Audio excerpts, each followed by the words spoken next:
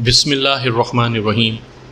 سامعین کرام، آپ سن رہے ہیں جیمز ہیڈلی چیس کی اردو کہانیوں کے ترجموں میں سے ایک اردو ترجمہ چوتھا یکا، جس کو اردو میں ترجمہ کیا ہے سراج الدین شیدہ نے، اور یہ اس سلسلے کی قسط نمبر 5 ہے۔ مجھے امید ہے آپ کو میری یہ کاوش پسند آ رہی ہوگی۔ آپ نے اگر ابھی تک میرا چینل کہانی گھر سبسکرائب نہیں کیا تو ابھی میرے چینل کو سبسکرائب کر کے بیل نوٹیفیکیشن آن کر لیجئے تاکہ آنے والی ہر نئی کہانی کی اطلاع بر وقت آپ تک پہنچ سکے۔ وہ اسے گھورتے ہوئے بولی، مگر کار کیسے لائے؟ اگنیشن کی تو میرے پاس ہے۔ غیر ارادی طور پر حسب عادت لوری کا ہاتھ اپنی ٹوپی چھونے کے لیے سر کی طرف گیا، پھر وہاں ٹوپی موجود نہ پا کر اس نے ہاتھ کی پشت سے پیشانی کو کھجلایا۔ میڈم، کاروں سے میرا واسطہ پڑتا رہتا ہے، اگنیشن کی میرے لیے کوئی اہمیت نہیں رکھتی۔ اگر میں نے غلطی کی ہے تو مجھے معاف کر دو۔ لیکن کار تو مقفل تھی، ہیلگا اب بھی نہ سمجھی تھی۔ ہاں ٹھیک ہے، میں نے سوچا کہ برف باری میں تمہیں چلنے کی زحمت نہ اٹھانا پڑے۔ باہر برف کافی تیزی سے گر رہی ہے۔ اب ہیلگا سمجھ گئی کہ لوری کار کیسے لایا ہے۔ یہ انکشاف ہوتے ہی خوف کی ایک لہر اس کے تن بدن میں رینگ گئی، مگر خوف کا یہ عالم جلد ہی رفت گزشت ہو گیا، اور یہ سوچ کر اسے سکون سا ہوا کہ برف میں لڑکھڑا کر کار پارکنگ لاٹ تک جانے کی صورت سے نجات مل گئی ہے۔ اب وہ سوچ رہی تھی کہ لڑکا کافی ہوشیار ہے، نہ صرف ہوشیار ہے بلکہ دوسروں کی احتیاج کے متعلق حساس بھی ہے۔ وہ مسکرا کر بولی، میرا اتنا خیال رکھنے کے لیے بے حد شکریہ۔ اس نے ہینڈ بیگ کھولا اور اگنیشن نکال کر اسے دیتے ہوئے بولی، ٹھیک ہے تم ہوشیار ہو، لیکن اس کے باوجود یہی بہتر ہے کہ یہ اپنے پاس رکھ لو۔ وہ بیرونی دروازہ کھول کر باہر کار تک پہنچے۔ اب برف کے بڑے بڑے گالے گر رہے تھے۔ لوری نے مستعدی سے پیسنجر سیٹ والا دروازہ کھول کر ہیلگا کو بٹھایا اور پھر کار کا چکر لگا کر اپنے نئے سیاہ جوتوں پر سے برف جھاڑتے ہوئے دوسری طرف ڈرائیونگ سیٹ پر جا بیٹھا، اور ہیلگا اسے ایڈلان ہوٹل کا راستہ بتانے لگی۔ کار گلی سے نکلی تو لوری نے کہا، میڈم تم نے مجھے بہت زیادہ رقم دی تھی، باقی میرے پاس ہے، وہ لے لو۔ شاید کہیں خرچ کرنے کی ضرورت پڑے، اس لیے اسے اپنے پاس ہی رکھو۔ لوری نے سر کو انکاری جنبش دی، نہیں میڈم شکریہ، میں بتا چکا ہوں کہ میں کسی کی رقم قبول نہیں کرتا۔ وہ بے اختیار مسکرا دی، اچھا ٹھیک ہے لوری، میں سمجھ گئی ہوں، ہوٹل چل کر حساب کر لیں گے۔ یہ کہہ کر اس نے کار کی نرم پشت سے ٹیک لگا دی اور سوچنے لگی، یہ کتنا سادہ دل لڑکا ہے اور اب کتنا خوبصورت لگ رہا ہے۔ اس کی زیر ہدایت وہ گاڑی ڈرائیو کرتا رہا۔ گاڑی کے وائپرز تیزی سے شیشوں پر حرکت کر کے برف کو جھاڑتے رہے۔ گاہے گاہے ہیلگا اس کی خوبصورتی پر نظر ڈالتی اور بیٹھے ہی بیٹھے اس کی نگاہ رگوں میں گرم گرم لہو سنسنانے لگتا۔ آگے آگے ہیلگا، اس کے پیچھے لوری اور پھر پورٹر سامان اٹھائے ایڈلان ہوٹل کی استقبالیہ لابی میں پہنچے تو اتفاق سے ہوٹل کا مالک کارل فاک وہیں موجود تھا۔ وہ ہیلگا کو بڑی اچھی طرح جانتا تھا اور اس امر سے بخوبی آگاہ تھا کہ وہ ہوٹل کی امیر ترین گاہک ہے۔ کارل فاک بڑا ہی بامروت اور دھان پان سا شخص تھا۔ اسے دیکھ کر ہیلگا کو ایک مشہور اداکار ہیرمن گوئرنگ یاد آ جاتا تھا۔ فاک بڑا خوش عقیدہ تھا۔ اپنے متعلق اس کی خوش فہمی کا یہ عالم تھا کہ وہ سمجھتا تھا کہ محض انگلیاں چٹکانے سے ساری دنیا اس کے لیے کستورا مچھلی کی طرح مطیع ہو سکتی ہے، اور اس میں شک نہیں کہ اپنے محدود سے ماحول میں وہ سیاہ و سفید کا مالک بھی تھا۔ اس نے بڑی خوش مزاجی اور زندہ دلی سے ہیلگا کا استقبال کیا۔ اس نے جھک کر اپنے نم آلود موٹے ہونٹوں سے ہیلگا کے دستانے کو بوسہ دیا، پھر بلند غرغراتی اور لابی میں گونجتی آواز میں ہیلگا کی آمد پر اپنے مسرت کا اظہار کیا۔ اس نے یہ بھی کہا کہ اس نے ہیلگا کے لیے ہوٹل کا بہترین کمرہ مخصوص کر رکھا ہے اور وہ اسے خود وہاں تک پہنچانے جائے گا۔ لابی میں بھرے ہوئے امریکن اور جاپانی سیاح اپنی گفتگو ادھوری چھوڑ کر ان کی طرف متوجہ ہو گئے تھے، اور یوں ہیلگا ہر ایک نگاہ کا مرکز بن کر رہ گئی تھی۔ فاک کے اس پرتپاک استقبال سے ہیلگا کا جی نہال و نہال ہو گیا۔ اس سے بڑی عزت افزائی اور کیا ہو سکتی تھی کہ تینوں استقبالیہ کلرک باقی سب گاہکوں کو چھوڑ کر اس کے سامنے سر تسلیم خم کھڑے تھے۔ ہیلگا نے مڑ کر لوری کی طرف دیکھا۔ اس آن بان اور شان و شوکت سے ہیلگا کی پذیرائی دیکھ کر وہ بالکل بدھو بنا کھڑا حیرت سے چاروں طرف دیکھ رہا تھا۔ ہیلگا نے فاق کی طرف دیکھا۔ اس عزت افزائی کے لیے بے حد ممنون ہوں، اور ہاں، میرے ساتھ ایک شوفر ہے۔ اور ایک شوفر؟ فاق کی گھنی بھویں اوپر کو اٹھ گئیں۔ اس کے تاثرات ظاہر کر رہے تھے کہ ایک حقیر سے شوفر کی اہمیت ہی کیا تھی، جو ہیلگا جیسی عظیم المرتبت خاتون اس کا ذکر کر رہی تھی۔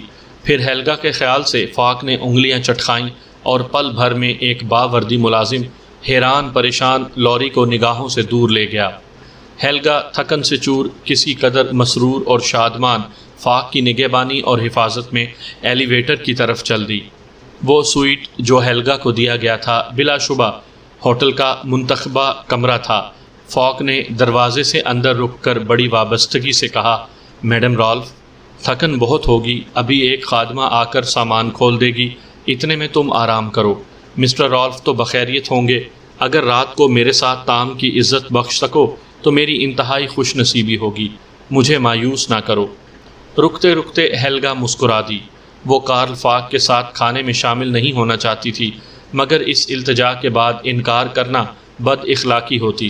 چنانچہ وہ مسکرا کر بولی، اس کرم فرمائی کے لیے دلی شکریہ، میں ضرور آؤں گی۔ ایک موٹی اور قبول صورت خادمہ دروازے پر نمودار ہوئی۔ فاق نے کہا، ہم تام ہونے کے سعادت بخشنے کے لیے بے حد شکریہ۔ اچھا تو ٹھیک 8:30 بجے۔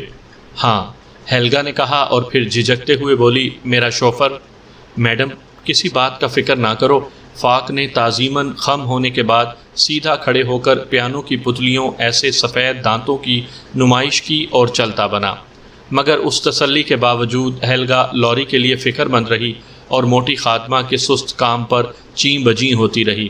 وہ چاہتی تھی کہ یہ خادمہ جلدی سے دفان ہو جائے تو وہ استقبالیہ کلرک کو فون کر کے معلوم کرے کہ لوری کا کیا بندوبست کیا گیا ہے، مگر خادمہ کی موجودگی میں ایک معمولی سے شوفر کے متعلق تخصیص سے پوچھ تاچھ اسے موزوں نہ لگ رہی تھی، اور یہ خادمہ تھی کہ ہر کام چیونٹی کی چال سے کر رہی تھی۔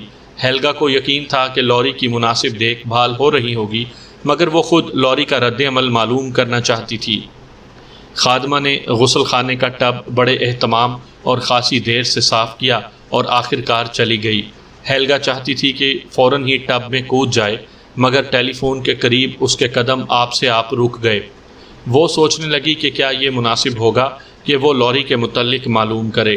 پھر اس نے اپنے آپ کو سمجھایا کہ احتیاط سے کام لینا ضروری ہے، اور احتیاط کا تقاضا یہ ہے کہ اپنی پوزیشن اور مرتبے کے پیش نظر رکھتے ہوئے ایک معمولی سے شوفر کے لیے اتنی پریشانی ظاہر نہ کی جائے۔ تقریباً 20 منٹ تک معطر اور نیم گرم پانی میں خوب غسل کرنے کے بعد وہ ٹب سے نکلی اور ریشمی ململ کی چادر اوڑھ کر بستر پر آ کر لیٹ گئی۔ بستر کافی گرم اور ہر لحاظ سے آرام دہ تھا۔ ہیلگا نے دیوار گیر گھڑیال کی طرف دیکھا۔ 6:10 ہو رہے تھے۔ مائل با آرام کرسی بلی کی طرح ہیلگا نے اپنا نرم و گداز جسم اور لمبی لمبی خوبصورت ٹانگیں ہر ممکن حد تک پھیلا دیں، اور اپنے ہاتھوں کے پیالوں میں بھری بھری چھاتیاں دبوچ کر سوچنے لگی کہ ایسے میں لوری آ جائے اور اسے اپنی باہوں میں دبوچ لے تو… بس ایسے ہی عشرت از خیالات میں ڈوبی ہوئی وہ میٹھی نیند کی آغوش میں چلی گئی۔ دروازے پر مدھم سی دستک نے اسے بیدار کر دیا، اور نیند کی ماتی آنکھوں سے اس نے گھڑیال کی طرف دیکھا۔ 7:30 بجے تھے۔ ہیلگا نے ریشمی ململ کی چادر اچھی طرح سے اپنے جسم کے گرد لپیٹی اور بڑی حسرت سے دھڑکتے ہوئے دل کے ساتھ سوچا، کاش یہ لوری ہو۔ پھر اس نے بلند آواز سے کہا، اندر آ جاؤ، مگر دروازہ کھلنے پر ایک ویٹر کو دیکھ کر اس کے دل کی دھڑکنیں معدوم ہو کر رہ گئی۔ ویٹر ایک خوشنما ٹرے میں اس کے لیے لذیذ شراب اور گلاس لایا تھا۔ ان چیزوں کو میز پر سجانے کے بعد اس نے بڑے مؤدبانہ انداز میں کہا، ہر ڈائریکٹر کارل فاق کی طرف سے اظہار عقیدت کے طور پہ۔ ویٹر کے جانے کے بعد ہیلگا نے اٹھ کر ووڈکا مارٹینی کا سرور بخش جام نوش کیا، اور پھر وقت کی تنگی کے پیش نظر جلدی جلدی تیار ہونے لگی۔ منہ پر کریم لگائے ہوئے اور اپنی بھووں کو آراستہ کرتے ہوئے وہ مسلسل لوری کے متعلق سوچتی رہی۔ ووڈکا مارٹینی کے دوسرے تیز جام کے بعد ذہنی طور پر وہ اتنی معاف ہو چکی تھی کہ عاقبت اندیشی غیر ضروری سمجھ کر اس نے ٹیلی فون کا ریسیور اٹھا کر استقبالیہ کلرک کو فون کر دیا، اور جواب ملنے پر بولی، میں میڈم رالف بول رہی ہوں، تم لوگوں نے میرے شوفر کا کیا انتظام کیا؟ میڈم رالف، بڑی ہی عاجزی سے جواب ملا، آپ کا شوفر؟ 1 minute please. ایک مختصر سا وقفہ حائل ہوا اور ہیلگا کو ریسیور پر سرگوشی کی آوازیں سنائی دینے لگیں۔ اب اسے اپنے اس نیچ اقدام پر تاسف ہوا۔ بلا شبہ یہ احمقانہ بلکہ خطرناک اقدام تھا۔ اپنے عالی مرتبے اور ذی جا عزت و شان کا خیال رکھتے ہوئے ایک فرومایہ شوفر کے متعلق یوں بے چینی غیر ضروری تھی۔ بہرحال اب وہ اپنا اٹھا ہوا قدم پیچھے نہ ہٹا سکتی تھی۔ میڈم رالف، ریسیور میں ایک نئی آواز نے اور بھی زیادہ لجاجت سے کہا۔ ہاں، شوفر کو کمرہ نمبر 556 میں ٹھہرا دیا گیا ہے۔ وہ سٹاف کے ساتھ کھانا کھا لے گا۔ کیا یہ انتظام تسلی بخش ہے؟ سٹاف؟ اس سے کیا مطلب؟ کون سا سٹاف؟ ہیلگا نے سوچا، مگر وضاحت طلب کرنے کی ہمت نہ کر سکی اور بولی، ٹھیک ہے، شکریہ، اور اس نے ریسیور اپنے مقام پر رکھ دیا۔ اب اپنی بزدلی پر کڑتے ہوئے ہیلگا پر ندامت کا دورہ سا پڑا۔ بھلا ایک سادہ سا سوال پوچھ لینے میں کیا قباحت تھی؟ اس ندامت کو زائل کرنے کے لیے اس نے وڈکا مارٹینی کا ایک اور گلاس حلق سے انڈیلا۔ یہ تیسرا گلاس پینے کے بعد وہ نشے کی حد تک مخمور ہو چکی تھی۔ تیار ہونے کے بعد اس نے قد آدم آئینے میں اپنے سراپے کا جائزہ لیا اور یہ دیکھ کر خوش ہو گئی کہ وہ کافی دلکش دکھائی دے رہی تھی۔ اب بھی میں لاکھوں میں ایک ہوں، اس نے اپنے آپ پر تبصرہ کیا۔ اس خوبصورت اور قیمتی پوشاک میں 40 یا پھر 45 سال کی عمر میں بھی میرا حسن ماند نہیں پڑا، اور کوئی بھی شخص میری نگاہ التفات کے بعد لا تعلق نہیں رہ سکتا۔ کارل فاک کاک شیل بار میں اس کے لیے چشم برا تھا۔ بار میں ووڈکا مارٹینی کے مزید 2 جام پینے کے بعد ہیلگا کے ذہن پر خمار کی ایسی دھندلاہٹ طاری ہوئی کہ عارضی طور پر لوری کا خیال ذہن سے محو ہو کر رہ گیا۔ جب وہ کارل فاک کی نگرانی میں طعام کے لیے ریستوران کی طرف جا رہی تھی تو لوری کا دھندلا سا خیال اس کے ذہن میں ابھرا، مگر اگلے ہی لمحے ہوا ہو گیا۔ ریستوران میں ہیلگا کی آؤ بھگت کچھ ایسے شاہانہ انداز میں ہوئی کہ ہوٹل کے باقی گاہک کھانا بھول کر کھسر پھسر کرنے میں مصروف ہو گئے۔ کھانا بھی کسی ملک کی ملکہ کے شایان شان تھا۔ کھانے پر فاک سے گفتگو کرتے وقت مدہوشی کی سی کیفیت ہیلگا کے اعصاب پر طاری رہی، چنانچہ بہکے سے عالم میں کچھ جھوٹی اور کچھ سچی باتیں اگل دیں، مثلاً یہ کہ اس کا شوہر کچھ علیل ہے اور اگلے سال بیسل میں وارد ہونے کا ارادہ رکھتا ہے۔ یہ بیان دروغ محض تھا۔ بون سے سفر کچھ خوشگوار نہیں رہا۔ وہ بیسل آ کر اتنی خوشی محسوس کر رہی ہے جیسے اپنی جنم بھومی میں پہنچ گئی ہو۔ اس کا یہ اعلان دوسرا جھوٹ تھا۔ شوفر کے متعلق فاک نے سوال کیا تو وہ کچھ ڈگمگا سی گئی۔ سوال ہی بڑا غیر متوقع تھا۔ پھر وہ سنبھل کر مسکرائی، اپنے خوبصورت اور مدود شانے اچکائے اور ایک نیا جھوٹ داغ دیا، اور وہ یہ کہ اس مرتبہ اس کے شوہر کی خواہش تھی کہ وہ خود ڈرائیونگ نہ کرے بلکہ شوفر ساتھ لے جائے۔ یہ بتانے کے بعد اس نے بسد کوشش فاک کا چم چم کرتا چہرہ دیکھا اور ازراہ تفنن مسکراتے ہوئے شکی شوہروں کا تذکرہ چھیڑ بیٹھی۔ اس کی بے ربط سی گفتگو پر فاک بار بار ہنس رہا تھا اور مزے لے کر اس نئے شوفر کے خد و خال اور صحت پر بڑے ہی غیر محسوس انداز میں سوال پر سوال کیے جا رہا تھا۔ کافی دیر بعد ہیلگا کو احساس ہوا کہ لوری اور صرف لوری ہی گفتگو کا مرکز بن کر رہ گیا ہے، تو وہ چونکی اور سنبھل کر گفتگو کا دھارا فاک کی بیوی اور شیطان صفت بچوں کی طرف موڑ دیا۔ اس جشن طعام کے آخر میں فاک نے شیمپین کے اور دور پر اصرار کیا، مگر اب ہیلگا میں مزید تاب نہ تھی، سو برینڈی منگوائی گئی۔ اٹھنے سے پیشتر ہیلگا نے بہت سوچ کر اظہار تشکر کے طور پر چند جملے کہے اور پھر فاک کی رہنمائی میں اپنی سوئٹ میں پہنچ گئی۔ اپنے کمرے کے دروازے پر اس نے فاک سے چھٹکارا پانے پر دل ہی دل میں خدا کا شکر ادا کیا اور پھر خوابگاہ میں جا کر دھم سے اپنے بستر پر گر گئی۔ اس پرتپاک اور گرم جوش رویے نے ہیلگا کو بری طرح تھکا مارا تھا۔ ریستوران میں شاہانہ انداز سے خیر مقدم اور قیمتی مرغن غذائیں، شراب، فاک کی مروت اور اخلاص، اس سب کے بعد اب ہیلگا کو لوری کی شدت سے ضرورت محسوس ہو رہی تھی تاکہ اس شام کی عشرتوں میں کسی قسم کی کوئی کمی باقی نہ رہے۔ وہ اس دیہاتی اجڑ اور گنوار لڑکے کو اسی طرح استعمال میں لانا چاہتی تھی جیسے وہ اپنے کھیتوں پر احمق اور کھلکھلا کر ہنستی ہوئی لڑکیوں کو استعمال کرتا رہا ہوگا۔ اس کے جسم کا انگ انگ وحشیانہ انداز سے ریزہ ریزہ ہونے کو تڑپ رہا تھا۔ شراب اور گرم گرم خوراک نے اس کے اندر ایک بھڑکتا ہوا الاؤ روشن کر دیا تھا۔ اور اس الاؤ کو اب پانی کے چند چھینٹوں کی ضرورت تھی۔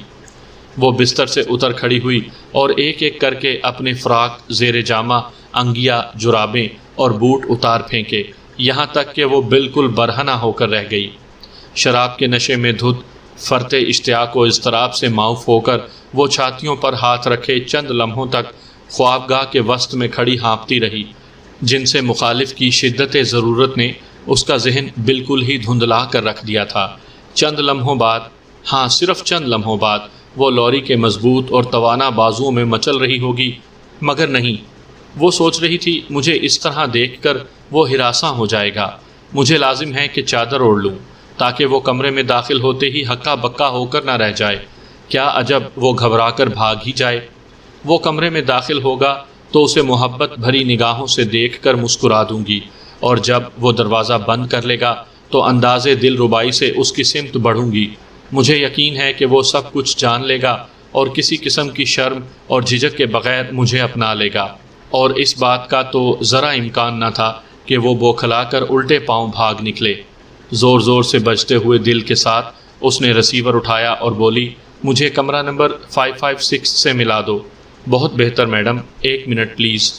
ہیلگا زیر لب مسکرا دی۔ اس میں شبہ نہیں کہ یہ آپریٹر لڑکی میرے مرتبے سے اچھی طرح واقف ہے۔ اس کی گھبرائی ہوئی آواز سے ہی یہ بات عیاں ہے۔ کافی دیر سکوت رہا، پھر آپریٹر کی آواز سنائی دی، مجھے افسوس ہے میڈم، وہاں سے کوئی جواب نہیں مل رہا۔ اس انکشاف نے ہیلگا کے ابلتے ہوئے جذبات پر وہی اثر کیا جو دہکتی انگیٹھی پر ایک بالٹی پانی کر سکتی ہے۔ ریسیور پر اس کے ہاتھ کی گرفت اتنی شدید ہو گئی کہ انگلیاں چٹکنے لگیں۔ وہ اتنی جلد سو تو نہیں سکتا، اس نے سوچا اور گھڑیال کی طرف دیکھا۔ رات کے 10:35 ہوئے تھے۔ پھر کوشش کرو، یہ کہنے کے مان بعد اپنی درست آواز پر ہیلگا کو پشیمانی ہوئی۔ بہت بہتر میڈم۔ پھر ایک طویل وقفہ حائل رہا اور کچھ دیر بعد آپریٹر کی آواز سنائی دی، مجھے بے حد افسوس ہے میڈم، وہاں سے کوئی ریسیور نہیں اٹھا رہا۔ ہیلگا نے آہستہ آہستہ ایک طویل سانس لی اور پھر کوشش کر کے اپنی آواز پر قابو میں رکھتے ہوئے بولی، اچھا تو مجھے استقبالیہ کلرک سے ملا دو۔ اس مرتبہ بھی تاخیر پر ہیلگا دل ہی دل میں بل کھاتی رہی۔ تھوڑی دیر بعد استقبالیہ مینیجر فون پر آیا۔ اس دوران ہیلگا سوچتی رہی کہ آپریٹر نے استقبالیہ کو ناخوشگوار صورتحال سے آگاہ کر دیا ہوگا۔ مینیجر نے بڑی ہی عاجزانہ اور مسکین آواز میں کہا، میڈم رالف، میرے لیے کیا خدمت ہے؟ میں اپنے شوفر سے بات کرنا چاہتی ہوں۔ اپنے شوفر سے؟ حیرت سے مینیجر کی آواز بھینچ کر رہ گئی۔ ہیلگا نے تلخی سے سوچا، میں نے اگر خدا سے بات کرنے کی خواہش ظاہر کی ہوتی تو یقیناً یہ شخص نسبتاً کم حیران ہوتا۔ بہت اچھا میڈم، 1 منٹ پلیز۔ وہ بستر کے کنارے ٹک گئی۔ جنسی جذبات اس کے جسم سے یوں خارج ہو چکے تھے جیسے بھرے ہوئے غبارے سے ہوا نکل جائے۔ اس کا جسم معمول سے کچھ زیادہ ہی سرد ہو چکا تھا۔ میڈم، کچھ دیر بعد وہی آواز سنائی دی۔ ہاں، اس مرتبہ بھی اپنی آواز کی تیزی کا ہیلگا کو بعد از وقت احساس ہوا۔ شوفر کہیں باہر گیا ہوا ہے، اسے گئے ہوئے 1 گھنٹہ ہو گیا ہے، کیا میں کوئی خدمت کر سکتا ہوں؟ کہیں باہر گیا ہوا ہے؟ وہ تیسری مرتبہ اپنی حیران کن آواز اور اپنی غلطی کا ہیلگا کو شدید احساس وقت کے بعد ہوا، مگر وہ اپنے الفاظ واپس لینے پر قادر نہ تھی۔ کیا اس کی ابھی ضرورت ہے میڈم؟ تعظیم میں بھیگی ہوئی آواز سے فکر مندی ٹپک رہی تھی۔ کیا اس کی ابھی ضرورت ہے؟ ہیلگا نے بری طرح دکھتے ہوئے اور ٹوٹتے ہوئے اپنے جسم سے پوچھا، مگر وہاں سے طلب کی ہلکی سی لہر بھی پیدا نہیں ہوئی۔ نہیں، خیر کوئی ایسی ضرورت نہیں، ہیلگا نے مری ہوئی آواز میں کہا اور ریسیور ہولے سے رکھ دیا۔ وہ اٹھی اور خالی ذہن کے ساتھ کھڑکی کے قریب چلی گئی۔ پھر بے خیالی میں اس نے پردہ ایک طرف ہٹا کر کھڑکی کھول دی اور نیچے سڑک پر جیتے جاگتے ہجوم کو دیکھنے لگی۔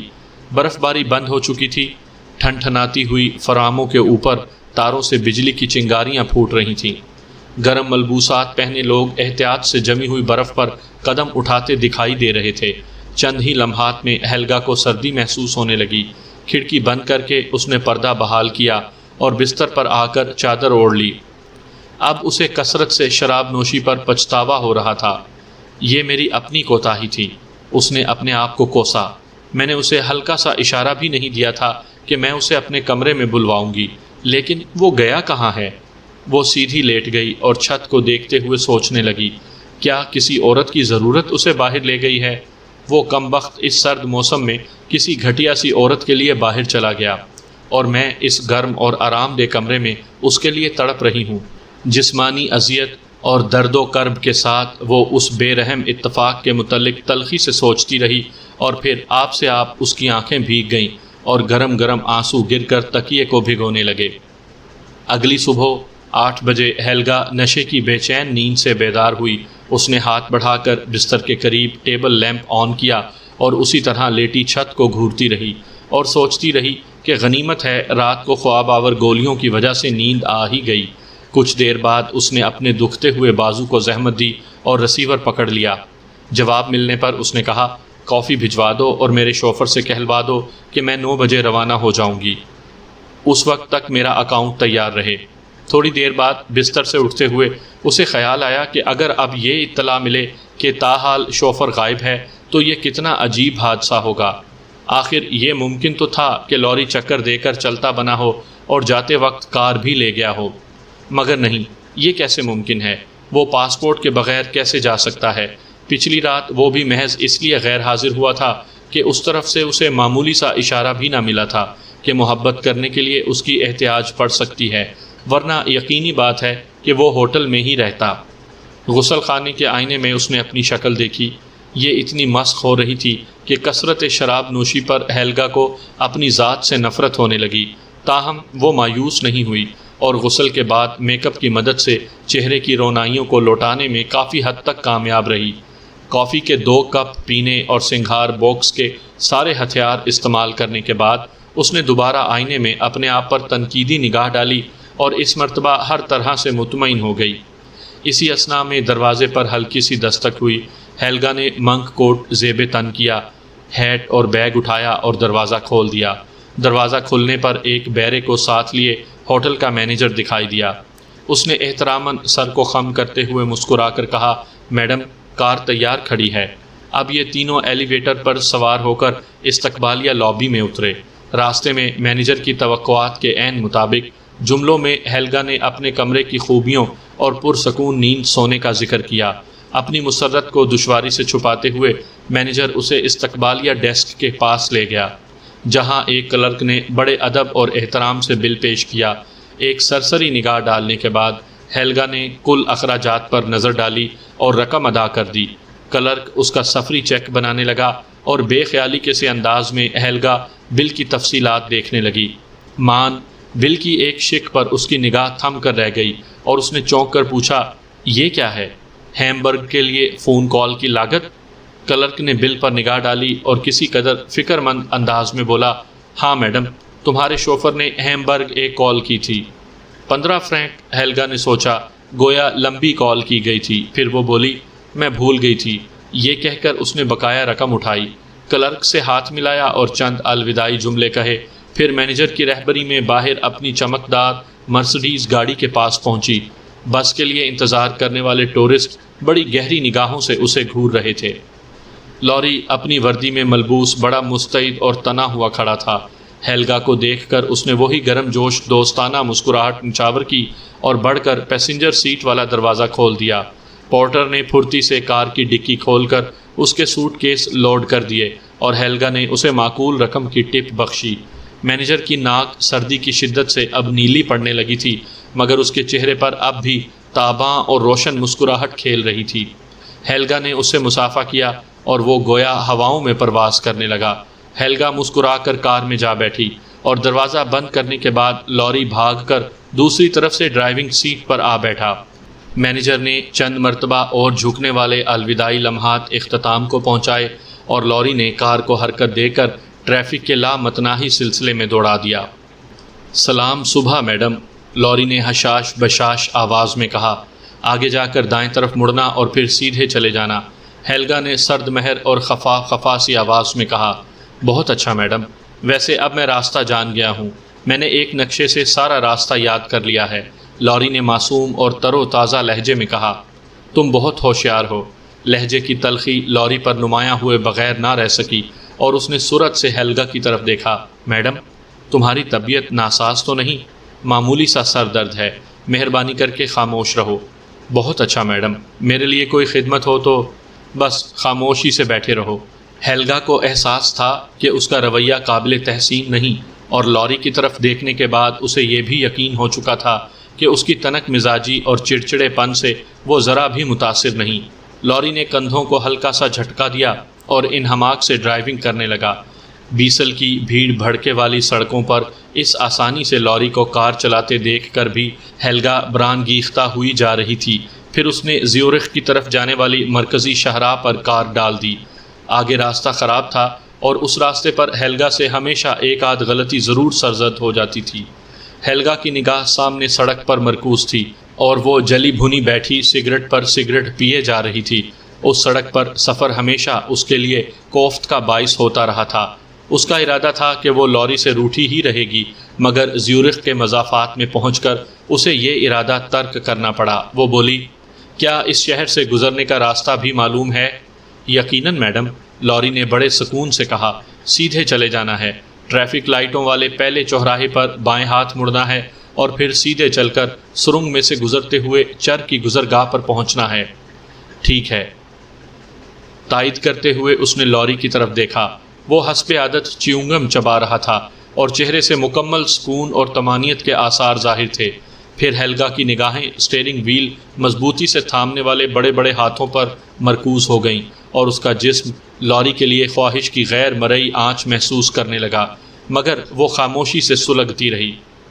گاڑی چڑھائی چڑھنے کے بعد چرکی کی مرکزی شاہراہ پر پہنچی تو وہ رہ نہ سکی اور اچانک سوال داغ دیا، لوری، رات تم کہاں گئے تھے؟ مرسڈیز تیزی سے سنسناتی ہوئی ایک پیو گیٹ 504 کے قریب سے گزر گئی اور پھر اسپیڈو میٹر کی سوئی 180 کلومیٹر فی گھنٹہ کے نشان پر تھر تھرانے لگی۔ وہ بولی، گاڑی بہت تیز چلا رہے ہو۔ سوری میڈم، لوری نے ندامت سے کہا اور سوئی 130 کلومیٹر فی گھنٹہ کے نشان پر رقص کرنے لگی۔ میں نے پوچھا تھا پچھلی رات کہاں تھے؟ ہوٹل میں میڈم۔ اس سفید جھوٹ پر ہیلگا کے ہاتھ مٹھیوں کی شکل میں بھینچ گئے۔ جھوٹ مت بولو۔ اپنی آواز اور لہجے کا تیکھا پن خود ہیلگا کو برا لگا۔ لمحہ بھر بعد اپنی آواز پر قابو پا کر وہ بولی، میں نے تم سے بات کرنا چاہی تھی، مجھے بتایا گیا کہ تم باہر گئے ہوئے ہو، کہاں گئے تھے؟ لوری نے زناٹے سے ایک جیگور کار کو پیچھے چھوڑ دیا۔ جیگور کے ڈرائیور نے اس تیز رفتاری پر بطور احتجاج زور سے ہارن بجایا اور ہیلگا نے خفگی سے کہا، تم نے پھر رفتار بڑھا دی ہے، کم کرو اسے۔ بہت اچھا میڈم، اور ساتھ ہی رفتار کم ہو گئی۔ پچھلی رات کہاں گئے تھے؟ ہیلگا نے اصرار کیا۔ لوری نے اس پر نگاہ ڈالنے کے بعد پھر سڑک کی طرف دیکھا۔ ذرا سیر کے لیے چلا گیا تھا۔ کوئی زحمت تو نہیں ہوئی میڈم؟ یہ نرم سی ڈانٹ تھپڑ کی طرح ہیلگا کے منہ پر پڑی۔ اپنی تنک مزاجی پر اسے خود ہی خجالت ہونے لگی۔ اس نے سوچا، سیر کے لیے جانا تو ایسی بات نہیں جس کا خواہ مخواہ بتنگڑ بنا دیا جائے، صرف اس لیے کہ مجھے اس کی طلب تھی، اور اب بھی ہے، محض اس لیے میں اس کی ہر حرکت کا کڑا احتساب کر رہی ہوں۔ نہیں، وہ اپنی آواز کو معمول پر لاتے ہوئے بولی، کوئی زحمت نہیں ہوئی، یوں ہی ذرا حیران تھی کہ تم کہاں گئے ہوگے۔ بس ذرا شہر کی سیر کرنے گیا تھا، چیونگم کو تسلسل سے چباتے ہوئے لوری نے کہا، کوئی اتنا بڑا شہر نہیں ہے، پھر سردی لگنے لگی تو میں آ کر سو گیا۔ ہیلگا نے ہنکارا بھرا۔ اسے گمان ہو رہا تھا کہ وہ جھوٹ بول رہا ہے، مگر یقین نہیں تھا۔ اگلا گھنٹہ خاموشی سے سفر کرتے ہوئے گزرا اور یہ دیکھ کر وہ پھر برہم ہونے لگی کہ وہ اس کی طرف سے گفتگو کے لیے ذرا بھی مشتاق نہیں، بلکہ سکون سے ڈرائیونگ کے مزے لے رہا تھا، جیسے کار چلانا ہی دنیا کی واحد تفریح رہ گئی ہو۔ جب کار برنارڈنیو کی سرنگ کے سرے پر پہنچی اور لوری نے مدھم ہیڈ لائٹوں کی روشنی تیز کی تو ہیلگا کو ہیمبرگ کی گئی کال کا خیال آ گیا۔ ہوٹل والوں نے ہیمبرگ کے لیے ایک فون کال کی اجرت وصول کی تھی۔ انہوں نے بتایا تھا کہ یہ کال تم نے کی تھی۔ یہ کہتے ہوئے وہ غور سے اس کی طرف دیکھ رہی تھی، مگر لوری کے چہرے سے کچھ بھی ظاہر نہ ہوا اور وہ بدستور چیونگم چبانے میں مصروف رہا۔ ہاں میڈم، میں نے ایک کال کی تھی، میں رون کی خیر خیریت معلوم کرنا چاہتا تھا۔ اگر یہ کال میری غلطی تھی تو مجھے معاف کر دو۔ ہیلگا ایک طویل سانس کھینچ کر رہ گئی۔ لوری کی طرف سے مجھے معاف کر دو کی گردان نے اب ہیلگا کے اعصاب کو جھنجھوڑنا شروع کر دیا تھا۔ اس نے پوچھا، رون اب کیسا ہے؟ ٹھیک ہے میڈم۔ کیا پولیس نے اسے رہا کر دیا ہے؟ لوری نے گویا کسی بلند مقام سے اس کی طرف دیکھا اور پھر سامنے سڑک پر نگاہیں جماتے ہوئے بولا، ہاں، وہ اب کیا کر رہا ہے؟ اس کی طرف بغور دیکھتے ہوئے ہیلگا کو یوں لگا جیسے اس نے گھونگے پر نمک چھڑک دیا ہو۔ لمحہ بھر میں لوری کے گرد ایک خول سا بن گیا ہو۔ چہرہ ہر قسم کے تاثرات سے عاری ہو گیا اور چیونگم چبانے کے لیے نئے انداز نے ہیلگا پر واضح کر دیا کہ اس خول کو توڑ کر اندر جھانکنا اس کا کام نہیں۔ وہ رکھائی سے بولا، پتہ نہیں میڈم۔ کیا تم نے پوچھا نہیں؟